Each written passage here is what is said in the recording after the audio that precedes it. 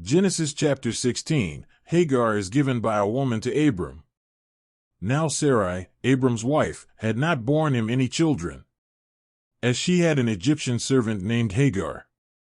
She said to Abram, "Since the Lord has prevented me from having children, take my handmaid, perhaps I can raise a family through her." Abram responded to Sarai's proposal.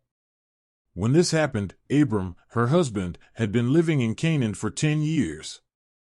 It was on this occasion that Sarai, his wife, gave her Egyptian servant Hagar to Abram. He possessed Hagar, and she became pregnant. When she found herself pregnant, she began to look down on her mistress. Then Sarai said to Abram, "Upon you the reproach I have suffered.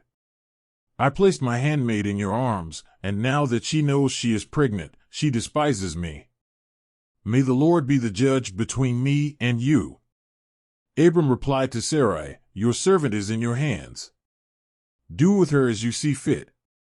So Sarai mistreated Hagar so much that she ended up running away. The angel of the Lord found Hagar by a well in the desert, on the way to Shur, and asked her, "Hagar, Sarai's servant, where have you come from? Where are you going?" She replied, "I am fleeing from Sarai, my mistress." Then the angel of the Lord said to her, "Go back to your mistress and be subject to her." She said to the angel, "I will multiply your descendants so much that no one will be able to count them." The angel of the Lord said to her, "You are pregnant and will bear a son, and you will name him Ishmael, because the Lord has heard you in your distress.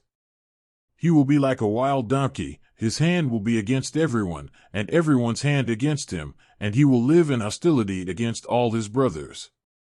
This was the name she gave to the Lord who had said to her, "Thou art the God who sees me," for she had said, "Have I seen him who sees me?" Therefore the well, which is between Kadesh and Bered, was called Beer-Lahai. Hagar had a son by Abram, and he named him Ishmael.